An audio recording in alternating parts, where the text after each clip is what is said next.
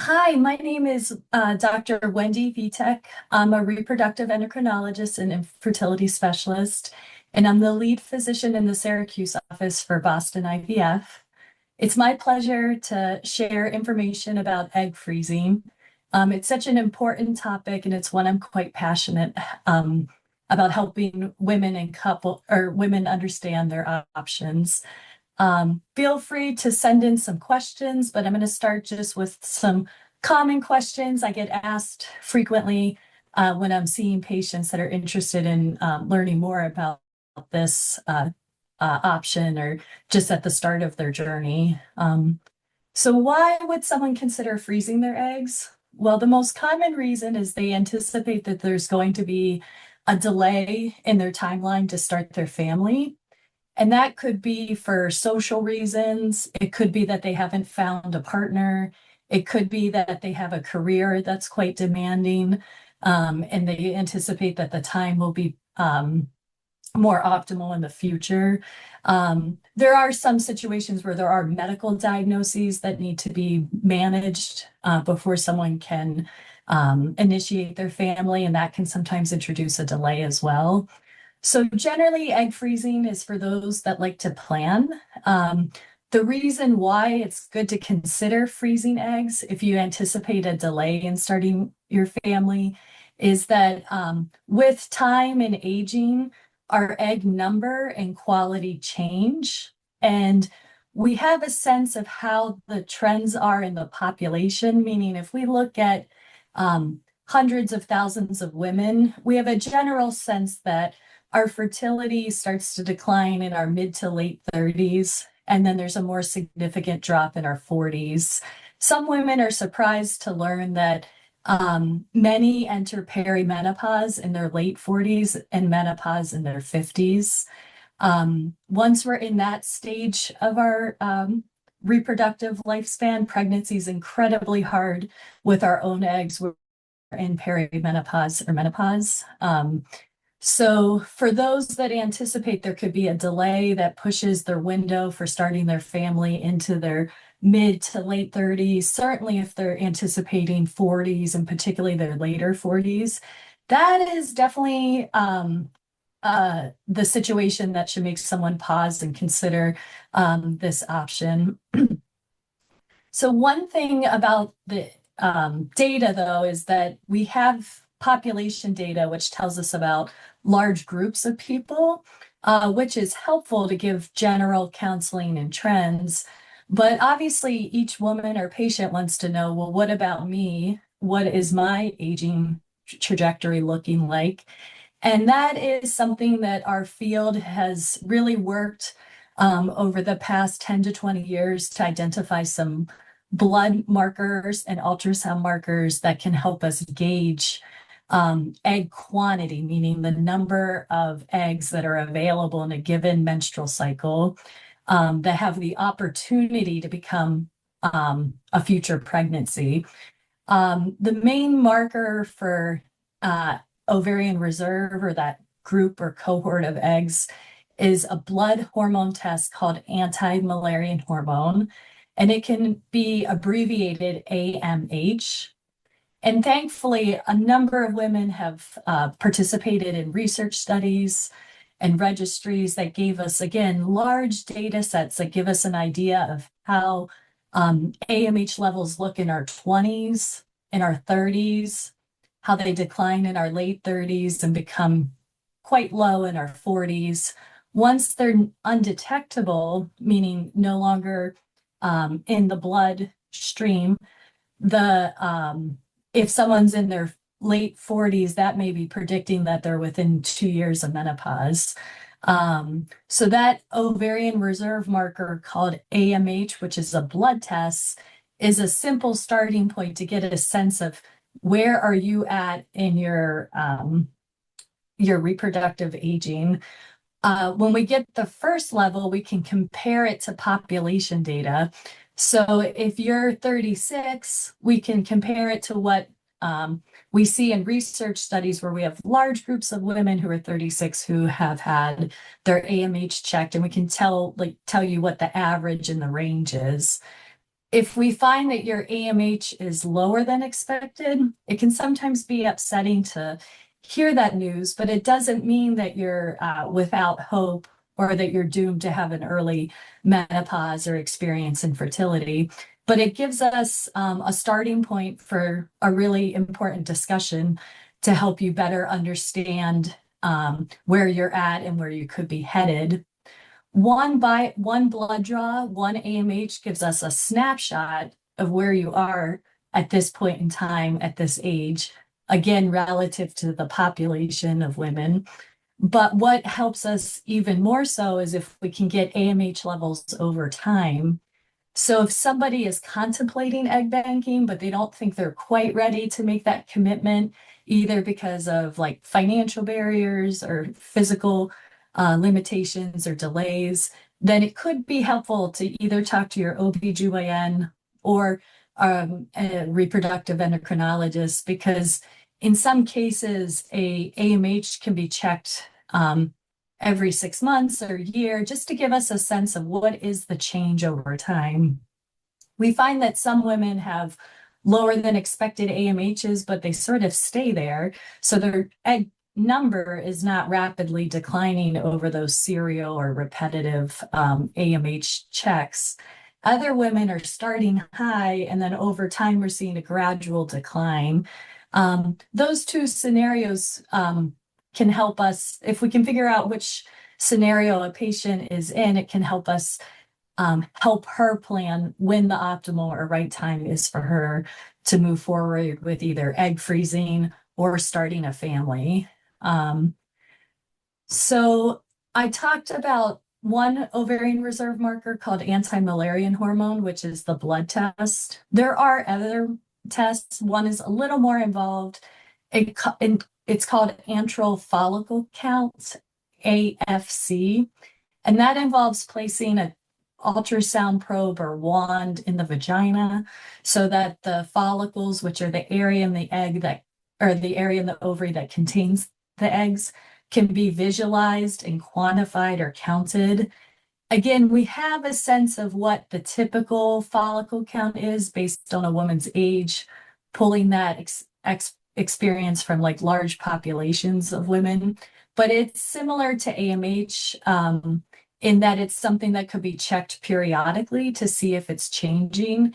It's just a little bit more involved and slightly invasive because it involves an internal probe, and it has to be done typically through like a doctor's office or a radiology unit that has ultrasound. So the blood test called AMH is a little more accessible and easier, but an antral follicle count can complement that information and provide a little bit more of the picture. So a lot of women are interested in knowing, well, you can tell me my number of eggs based on these ovarian reserve markers, but how can you estimate my egg quality? Well, that is a very challenging and insightful and appropriate question. It's a great question to ask, but it's a challenging one to answer because we don't have a blood test or an imaging test that tells us truly about an individual's egg quality. So again, we tend to rely on population data, meaning we look at like what happens with quality of eggs in large groups of women who are participating in research studies or registries. And again, we tend to see that as our egg number declines, our egg quality also changes. And some of the signs of a change in egg quality are difficulty getting pregnant. It may be that there are eggs being ovulated, but if the quality is poor, they may not be able to create or lead to an embryo. Another sign of lower egg quality is having multiple miscarriages. Most miscarriages are related to having extra or lost chromosome material in the embryo, and that imbalance of genetic information leads to miscarriage. It's one of the most common causes of pregnancy loss, but there are other causes that are medical or structural related to the uterus. Um, so the test I mentioned, the blood test called anti-Müllerian hormone and the ultrasound that looks at antral follicle count or AFC. Again, they really give us information on number or quantity. We're not able to really estimate egg quality short of looking at a woman's age and what her reproductive history is. If a woman chooses to go forward with egg freezing, the embryologists, our colleagues who work so hard in the lab to support our patients and provide the technical expertise that makes egg freezing possible, they will sometimes be able to look at the eggs under the microscope and give us a subjective or, in their opinion, assessment of the egg quality. But it is, in fact, subjective, and sometimes we're surprised where an egg can look perfect and fertilize and lead to an abnormal embryo. And also sometimes we subjectively feel that the egg looks of poor quality, yet an embryo results and that leads to a healthy baby. So we can give a subjective opinion about the shape and physical appearance of the egg, but it's not something that we should put too much emphasis on because we could be misguided. Really, the best test of the egg quality is to fertilize the egg and make an embryo. And oftentimes, someone who is egg freezing is hoping to delay fertilization until she is at a point where she has a partner or she's ready to select a donor sperm such that her eggs can be fertilized and embryos can be created. Once we have the actual embryo, there's a level of testing called pre-implantation genetic testing for aneuploidy, which is abbreviated PGTA. That test can tell us more about the embryo than we can learn just by looking at the physical structure or appearance under the microscope. By isolating some of the DNA, half of the chromosomes come from the egg, half come from the sperm. That test can tell us if the correct number of chromosomes are present, and that is a powerful marker of egg quality, and I should say embryo quality, because besides age of the woman at the time when she creates eggs or embryos, the best predictor of whether or not an embryo successfully implants is that chromosome information. We're looking for embryos that are called euploid. That means they have the correct number of chromosomes, again, half from the egg and half from the sperm. So a lot of women are interested in this technology, but they're trying to decide when is the right time for me to undergo the process of egg banking, which requires the first couple steps of in vitro fertilization. That involves stimulating the follicles to grow. Naturally, the body typically chooses one follicle to grow and ovulate out of a group of eggs. And by using injections of the reproductive hormones called FSH and LH, that can stimulate multiple eggs to grow in a short period of time over the course of 2 weeks. And then there's a procedure that's done under sedation, which keeps the patient comfortable, and it's quite safe. At that time, the eggs are retrieved using the ultrasound probe and a needle. That needle passes through the vaginal wall into the follicle. We apply some suction, and we're able to aspirate or remove the fluid, and in doing so, the egg. Once the egg is in the lab, that's when our embryologist colleagues can freeze the egg using a technique called vitrification. So the intense part of the process takes a little over 2 weeks to develop the eggs and have the egg retrieval on the freeze. But the question that I started with was about the ideal time. And ideally, egg freezing will be done when we're in our 20s or early 30s. When we're in that age group, we can successfully have at least one future pregnancy, at least 70 to 80% of the time, if we're able to bank 15 to 20 eggs. If we're in our later 30s, we may have to bank more eggs in order to have a similar chance of pregnancy because our egg quality often changes. So if we're in our mid 30s, like 36 to 38, we may want to bank between like 20 and 25 eggs. And if we're over 38, in that 38 to 40 range, we may want to even consider banking more than 25 eggs if it's possible. Now, some women, that's the goal, but if their egg count is low, it can sometimes limit how many eggs can be created in a single IVF. And in that case, if someone has 10 eggs that can develop, they're successfully able to retrieve and freeze 10 eggs. Sometimes they have to consider a second stimulation and egg retrieval to get another 10 eggs, and sometimes even a third egg retrieval to get a sufficient quantity of eggs so that they have a high probability of having at least one live birth from the group of eggs.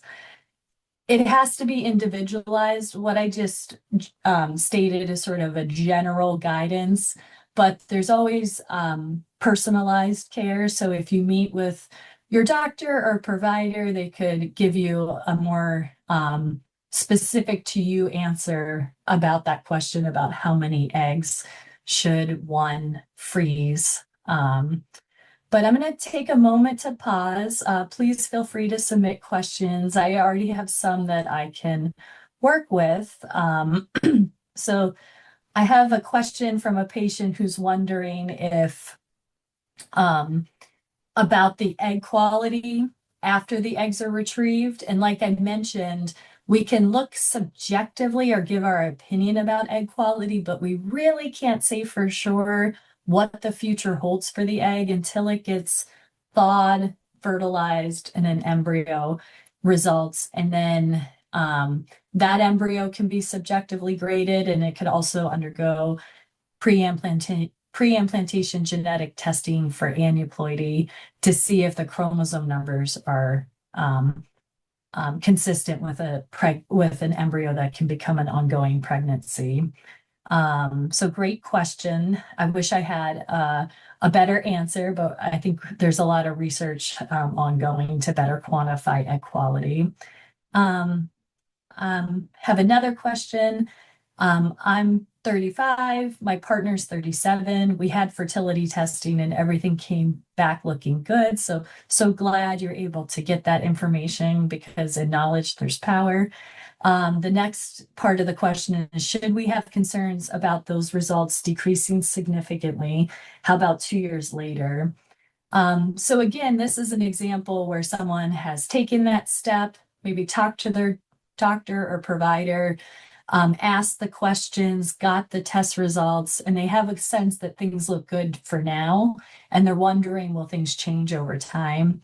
You know, I probably wouldn't wait 2 years to check a 35-year-old woman's egg count. I'd probably want to see her back in a year, have her repeat the AMH or the ultrasound to get the antral follicle count, just to see what kind of trajectory or change we're on.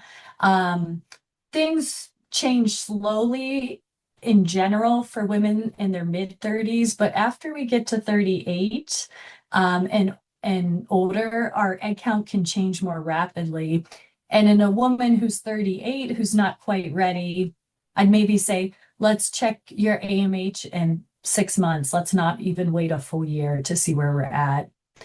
Now, for a man, if his sperm parameters appear healthy, most likely they will be remain a healthy appearing in 2 years' time. There are some subtle changes that happen in sperm in terms of the amount of sperm and the movement that starts to happen in men when they're in their late 40s and 50s and 60s. We do start to see some decline in the sperm parameters. It's not as dramatic as the eggs. Men typically don't go through like an andropause or a cessation of sperm production and testosterone production. So as long as he remains in good health, doesn't pick up any bad lifestyle habits, his sperm test will likely to be unchanged in 2 years. All right, so the next question is how many embryos do you typically want to freeze in order to have 2 to 3 kids? So that's an interesting question. Some come in with the intent of fertilizing the eggs later, either again because they anticipate having a partner in the future, or they anticipate that they're going to use donor sperm, but they're not quite ready to commit to a donor. Once the eggs are fertilized, the sperm cannot be removed, the DNA cannot be removed, so it sort of commits that egg to that fate. So the question I answered earlier was a little bit about how many eggs you want to freeze. This uh, patient is asking specifically about embryos. So the difference is an egg is unfertilized, an embryo is fertilized. Typically, when we fertilize an egg, we let it develop for 5 to 7 days in the lab. Not all early embryos will progress to the full developed embryo, which is called a blastocyst. That's the stage of development where the embryo is actually ready to implant. That's the point that we would typically freeze embryos ideally. And again, the success of the blast embryo transfer really depends on the age of the woman when she created the embryos. And also, if there was genetic testing, does that testing reveal that the chromosomes are balanced or euploid? So if in the ideal situation, we have euploid embryos, roughly 50% of the time, that euploid embryo will implant and go on to be a live birth. Um, After the second embryo, more women will be pregnant. After the third embryo transfer, even more women will be pregnant. So generally, we would say budget roughly like 2 embryos per live birth. So to have 2 to 3 kids, you would probably want to bank somewhere in the order of 4 to 6 embryos. But again, those would be euploid embryos or untested embryos from a young woman, one that's under age 35 who has a high likelihood in the absence of the data, the genetic testing of having euploid embryos. Sorry if that was a complicated question or answer to that really thoughtful question, but the egg number, we're aiming for roughly 20. The embryo number, we want roughly 2, maybe 3 embryos frozen per desired live birth.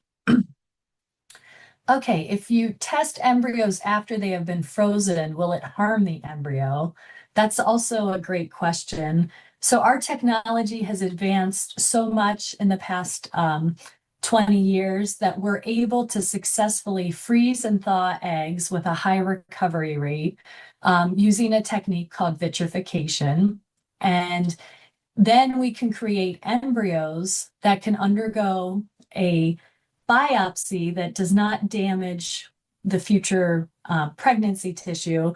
It it removes some of the future placenta cells, which are rapidly dividing. Even if we remove 5 to 10, they're rapidly replaced because those cells are in a rapid growth phase. So we're able to biopsy the embryo that forms about 5 to 7 days after the eggs are thawed, fertilized, and that blast embryo emerges. And then we can freeze the embryo. Once we're ready for the pregnancy, we can then thaw the embryo and create a pregnancy. So we're able to freeze and thaw eggs, and we're also able to freeze and thaw embryos that are created from frozen eggs. Okay. When you do a transfer, do you only thaw the one egg that they are transferring, or do they thaw them all and refreeze? So that is, again, the type of question that's really thoughtful and deserves a personalized answer. It really depends on the patient's goals. So let's say a woman who is 36 banks 20 eggs.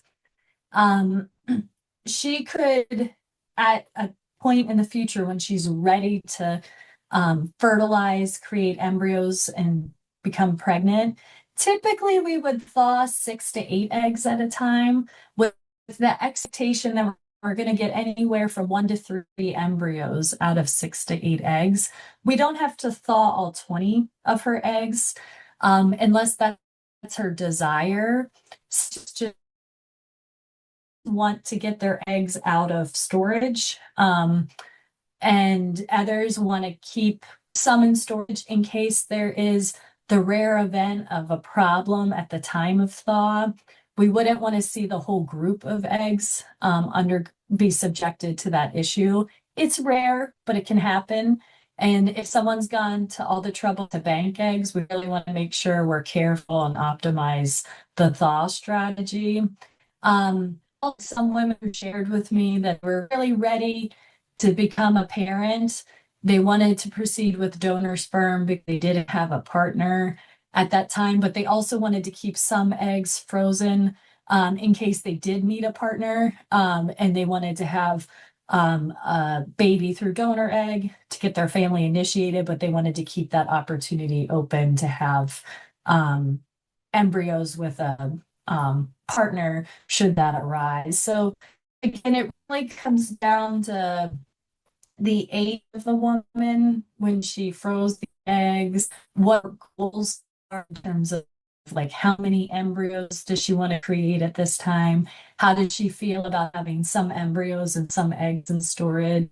Maybe we only thaw a portion just so we test the group and make sure that we don't have any issues that affect all the eggs at one time. And then again, some are thinking like they may want to have pregnancies through different partners, be it a partner they meet in the future, or maybe use some eggs with a donor sperm. So, all right. So the next question is, I'm 36. Am I too old for egg freezing? No, you are not too old. You are the exact age that we would love to see and talk to you about the opportunities. So that would be a great time to make an appointment with either your OBGYN or your REI or your provider so that you could share your concern that you may be too old for egg freezing. And then they could hopefully guide you towards getting some of the testing I mentioned earlier, namely starting with the blood test called AMH. That level can be compared to other women that are 36 to help us get an idea of where you're at in your egg quantity change. And that can be a starting point for that discussion. All right, so the next question is, I'm soon to be 42 in November and have been married for 9 months. Haven't yet conceived. Who do I meet first, an OBGYN or just go to the fertility specialist? Great idea that you're thinking about your care team and how to get the care you need as quickly as possible, given your age. I think it's always good to start with your OBGYN. They can guide you. They can help answer some of your basic questions. They can start initiating some of the testing. And depending on your insurance or your community's practices, you may need a referral. Other communities, you're able to call your OBGYN, make an appointment with them in 3 months, call the REI, the infertility office, and make an appointment with them, hopefully a little sooner than 3 months, but it's possible that you could be seeing both your doctors or providers at the same, roughly in the same time interval. You'll want to keep your OBGYN informed of what's going on in your care.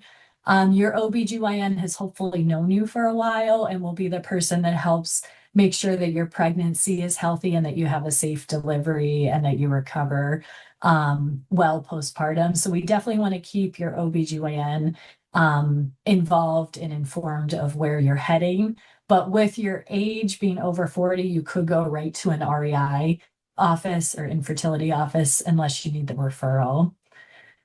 All right, another question about conceiving naturally at age 40 and what do I need to do?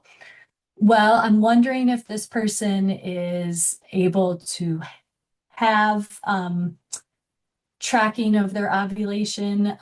There's a number of methods, um, apps, biomarkers that can help us determine if we're ovulating. That's always a good place to start if the goal is natural conception.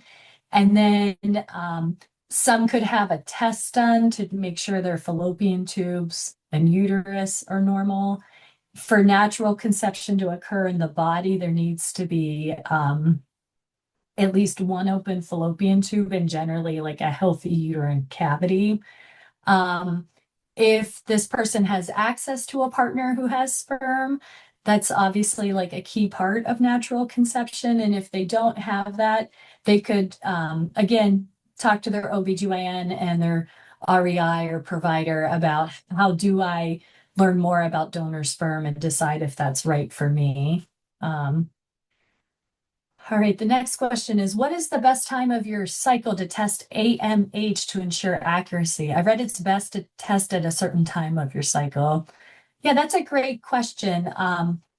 In our cycle, we have groups of eggs that are coming into development, and most women have about two groups that develop over the course of the 28-day menstrual cycle. So because we always have eggs coming into the pipeline, the AMH is reflective of those eggs. It's not reflecting the egg that's about to ovulate. So we can actually check the AMH anytime in the cycle because we should always have eggs coming into recruitment. And that's what AMH is made by, or the early antral follicles. There is one other blood marker I didn't mention called FSH, follicle stimulating hormone. That's a pituitary hormone created in the control center in the brain that travels through the blood and tells one of the follicles to grow large. And eventually that follicle will hopefully ovulate. That hormone typically has to be checked on cycle day 2 or 3 to be interpreted correctly because it fluctuates quite a bit throughout the menstrual cycle because it's directing that step where the egg is selected for ovulation or for recruitment. So an FSH is cycle dependent, but an AMH can typically be checked at any point in the menstrual cycle. One thing that we've learned through, again, women who've been willing to participate in research, which is so valuable and important to our field, is that those that are on certain types of hormone contraception, it doesn't harm your eggs, it doesn't decrease the number or change the quality of your eggs, but because you're not recruiting eggs to the point of selection and dominant follicle development and ovulation when you're on certain hormone contraceptive methods, it can make your AMH look a little lower than it would if you're not on oral birth control pills. Some women wonder, should I go off the birth control pills to get my AMH rechecked? You could, but if you're using it to manage menstrual symptoms that are undesirable, or you're using it for contraception and you really don't want to be pregnant now, we can just factor that in. It decreases the AMH by about at most like 10 to 20%. So that's something I keep in mind when I'm checking it. I don't feel strongly that a patient has to come off of her contraceptive method to get an accurate assessment of the AMH. The next question is it possible to boost egg quality with supplements at age 42? That is a great question, and I wish that there was a supplement that could reverse age or really boost egg quality. There are some that have a marginal benefit, meaning in some cases, it does appear that there's a modest benefit. Those supplements are typically like CoQ10 or DHEA. So those may help improve egg quality, but that's typically at the time of an IVF cycle, and the benefit is marginal at best. The next question is, how hard is it to change quality of sperm with supplements for low motility and count?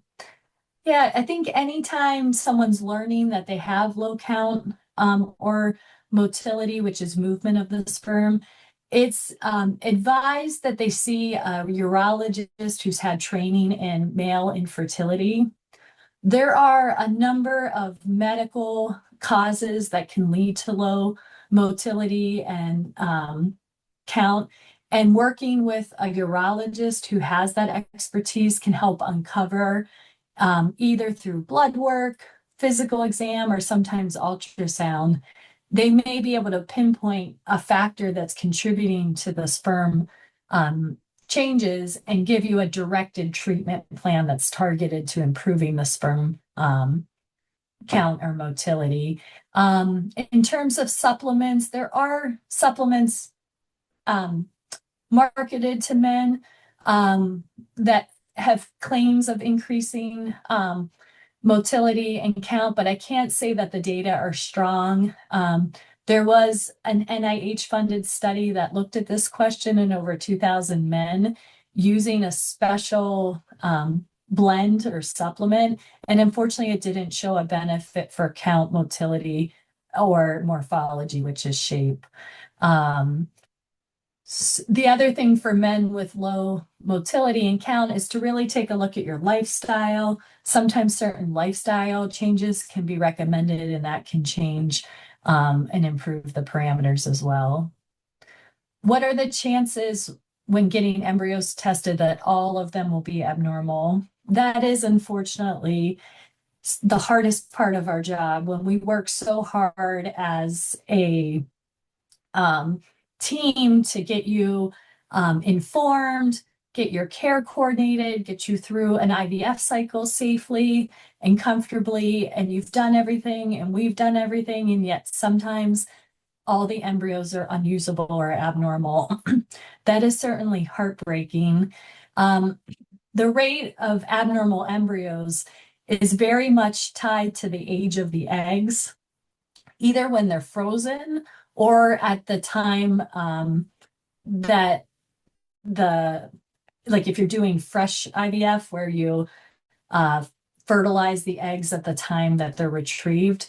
So it's when the eggs are harvested or retrieved that predict how likely you are to have an abnormal embryo.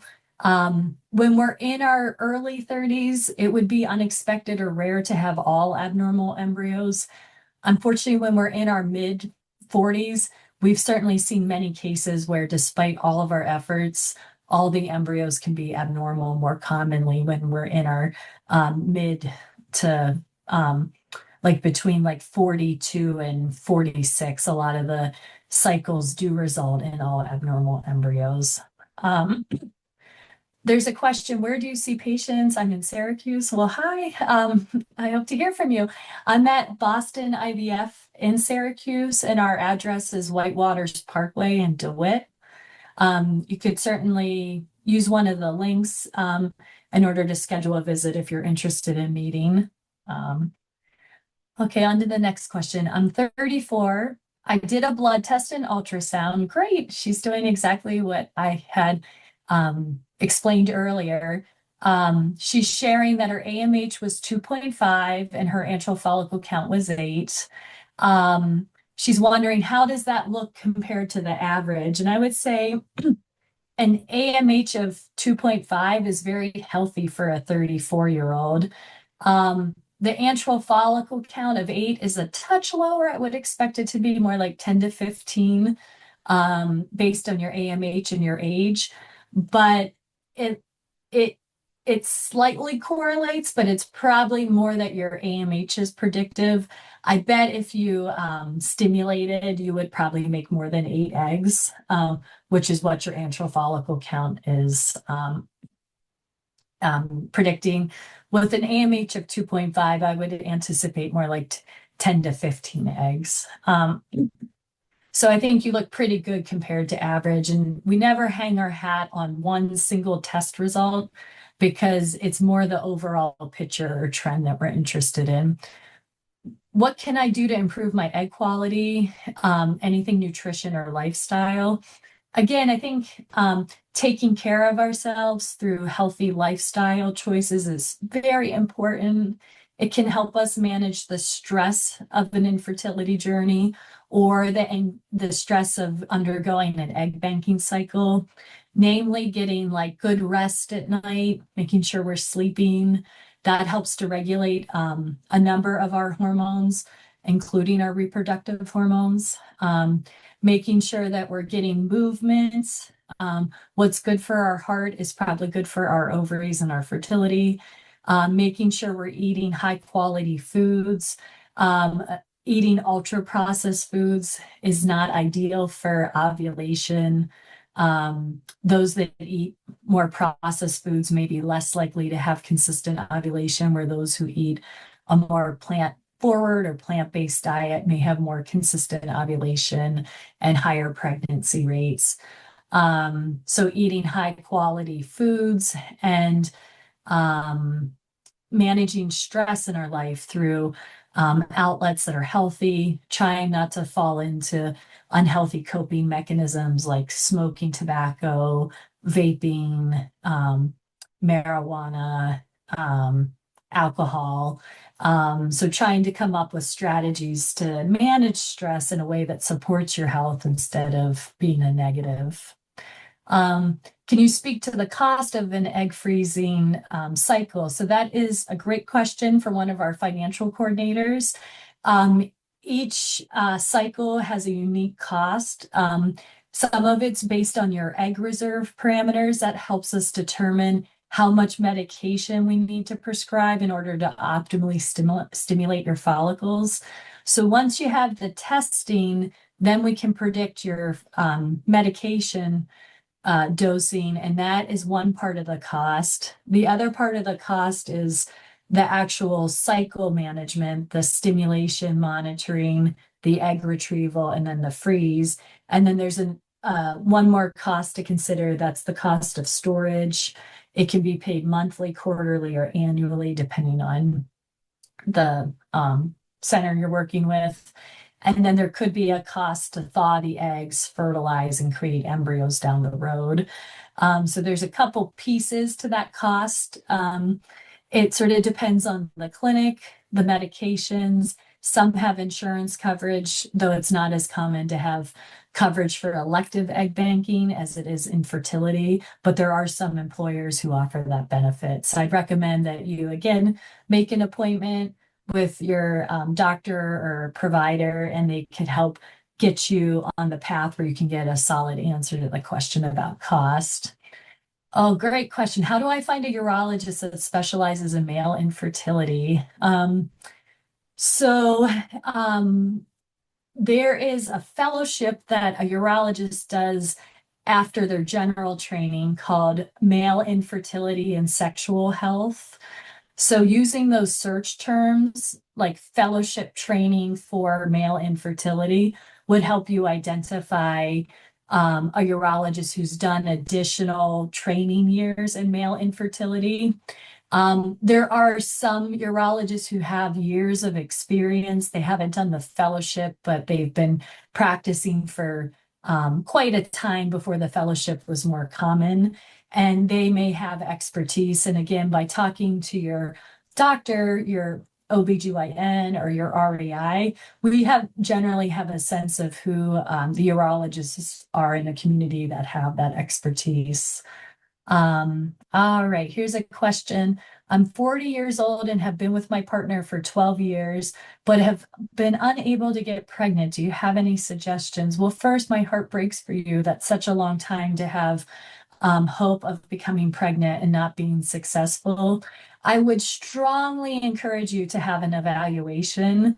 I think it's important for you to get to the bottom of this and get some answers. And with that type of longstanding history, we are often able to uncover a cause. So again, starting with your OBGYN, if you don't need a referral, you could also start with a specialist like a reproductive endocrinologist and infertility specialist to try to get the answers you need through the evaluation. The next question is about trying to conceive naturally if you have endometriosis. I've been trying for 2 years and never have been successful. Again, I'm so sorry. That's endometriosis can be such a painful condition, both physically and emotionally, if it's preventing your goal of becoming pregnant. Now, there are women who will conceive with a diagnosis of endometriosis, so it's certainly not hopeless. But if someone knows they have a reproductive condition like endometriosis, like PCOS, like fibroids, or they know the male partner has a condition like he's had cancer treatment, he may have low sperm counts. You don't have to try for a year or two if you have risk factors for infertility. You could, again, ask the questions, advocate for yourself, see your doctor, see your providers, and get the evaluation because it will help you get some answers about how to best support your goal of becoming pregnant when you have a known reproductive condition like endometriosis. Next question, is it true that sometimes the genetic testing of the embryos results in loss of the embryo just from the test itself? That's a great question, and that's something that our embryologists go through very rigorous training to make sure that they're able to safely biopsy the embryo without causing damage. So there's a lot of steps in the training such that the embryologist has the expertise and skill to do the biopsy. The other part of that is generally the cells that are being removed for the biopsy are coming from the area that will become the future placenta. And those cells are rapidly dividing. So even removing 5, they replenish or replicate within a very short interval of time after removal. And it doesn't typically damage the embryo in a way that harms it. And the biopsy's been shown to be safe. It doesn't increase the birth defect rate in embryos that have undergone a biopsy. Here's another question. I recently had an egg retrieval, and although I had a lot of follicles on ultrasound, they had a hard time reaching my ovaries. How does this happen? Also, I do have PCOS, so I'm sorry, that's incredibly frustrating to have a lot of potential, but not be able to get as many eggs as anticipated. There's a couple possibilities. Sometimes we see what appears to be a developing follicle based on the ultrasounds. Sometimes when we aspirate or remove the fluid from the follicle, we find that there's actually not an egg in it. So we don't know for sure that the follicle has the egg until we've actually done the retrieval. There can be some empty follicles. The other thing is some people have just differences in their body type or habitus or their anatomy that make their ovaries sit a little higher in their pelvis or even their abdominal cavity. We place the probe in the vagina and we can pass the needle through the vaginal wall into the ovary. But if the ovary is quite far up in the brim of the pelvis or the abdomen, it can be hard to reach it.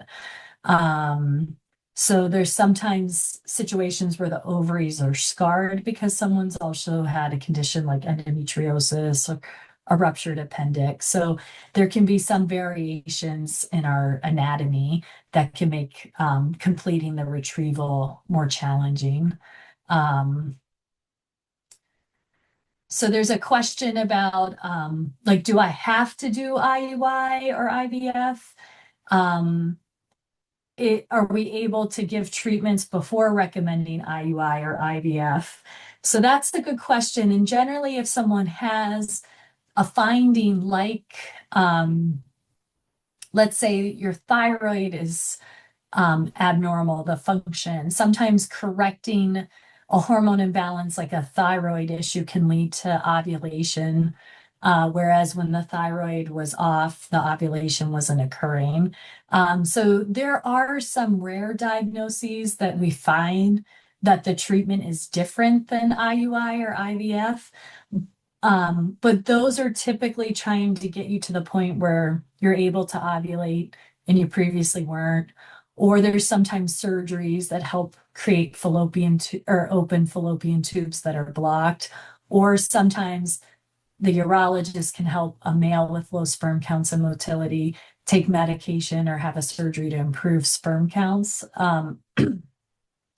So there are some times that we can pick a path that really restores sort of natural fertility. But more often, things are in working order. The woman's ovulating. She has a fallopian tube that's open. She has the normal uterine cavity. Her partner has adequate sperm, but they're still not getting pregnant. If that is the finding on the evaluation, then generally the recommended treatment would be IUI or IVF. But I would definitely encourage you to have a visit with your care team and try to figure out if you qualify for one of those more targeted treatments. But they're not dismissing you if they say that IUI or IVF is best, because that is ultimately the most powerful fertility tools we have at this time. All right, I have what may be our final question. I want to keep my IUD in for as long as possible due to painful periods. Would I be able to keep my IUD in until the actual egg retrieval? Yes, that's a great question. Thank you for asking that. You do not have to have your IUD removed in order to stimulate your eggs or retrieve them. The process of retrieving them would typically not pull out the IUD, and the hormones from the Mirena IUD, which are progestin based, don't negatively affect the ability of the ovaries to make the eggs in response to ovarian stimulation or the quality of the eggs. We learned this when we had women who wanted to donate eggs to help women who have poor egg quality or advanced age. We can stimulate a donor and get the same number of eggs that we would anticipate. And we find that that's true for women who are doing elective egg banking. They can stimulate with the IUD in place. How long can eggs be frozen? That's a great question. Elective egg banking became no longer experimental in 2012. So we've had this technology available to us for 13 years. Some have had eggs frozen for even longer. They were maybe part of the early research. When we use a technique like vitrification, it removes the water from the egg so that when it's frozen, it doesn't have ice, which is what breaks down the cell. So the vitrification technique allows the egg to be frozen indefinitely. So eggs can be frozen months, years, even decades, and still be successfully thawed and create embryos. Embryo freezing has been around much longer, upwards of the late 80s. So there was even a story recently of an embryo that was frozen for 30 years that was thawed and resulted in a pregnancy. That technique is a little bit different. It's called slow freezing, that was used at that time. But nonetheless, it just sort of illustrates the point that we can preserve gametes or embryos for an unlimited or unknown amount of time. All right, I have a question. I froze eggs 5 years ago at age 36, and now I'm ready to conceive. Should I use my eggs or try at home first? That is a great question, because you may find that your 36-year-old eggs have less risk of creating abnormal embryos that could result in miscarriage, or a baby with a chromosome issue like Down syndrome. So if you're very risk adverse, you put the time in, you bank the eggs, you may want to use the eggs to reduce your risk of having like an undesired outcome like miscarriage. But some women try to conceive naturally, and if they are successful, great. If they want to have a second or third pregnancy into their mid to late 40s, that would be a time where really their only option is either using their frozen eggs or an egg donor. So I recommend that you meet with your provider to get a more individualized assessment to that question you're asking, which is a good one. Okay, final question. Why do some doctors put you on progesterone prior to starting IVF meds 2 weeks prior to egg retrieval? So there's an oral progesterone pill called medroxyprogesterone acetate. It's sometimes abbreviated MPA. When a woman takes that medication daily, it decreases her drive to make eggs. It decreases her FSH and LH, so it prevents her from ovulating. So we can use that to sort of quiet the natural selection of the dominant follicle and ovulation that would happen in the menstrual cycle where one of the eggs is chosen. And then by layering on the stimulating hormone injections like FSH and LH, you can stimulate 10, 15, 20 eggs, but avoid having the woman ovulate before she's undergone the egg retrieval. So the medications that can prevent premature ovulation before the egg retrieval are oral medications like progesterone, medroxyprogesterone acetate, or MPA. Another one is an injection called ganirelix or cetrotide. They're in a group of meds called GnRH antagonists. And then a third medication called Lupron. When it's used in a special dose and formulation, it can prevent premature ovulation. So all three of those are options to prevent early ovulation. So yeah, so we're coming up on 8 o'clock almost. So I really appreciate all these very thoughtful questions. And I hope that you took something away that empowers you and helps you make the right decision for you. I just want to reiterate, like your team at Boston IVF is happy to see you, help you get information, help you get the tests you need so that you can make the decision that's right for you. Have a good night. Thank you.